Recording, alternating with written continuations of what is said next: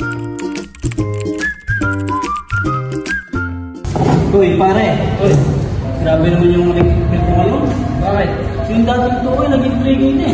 Sinabi ko naman sa mga anak ko na nagkipit ng kuryente. Ano?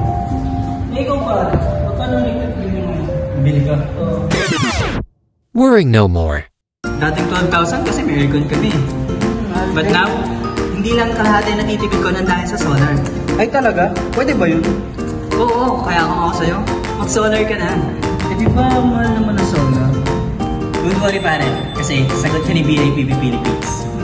Sa solar nila, lalaki na ang savings mo, lightweight at flexible na, highly efficient pa ang mga product na bagay na bagay sa bubong at dingding ng bahay mo. Kaya ikaw, ano pang hinihintay mo? Hindi lang pang bahay, pwede rin pang agriculture at building ng business mo. For more details, call 0917-110-2012 para sa free quotation at magpa-schedule ng product presentation para sa'yo.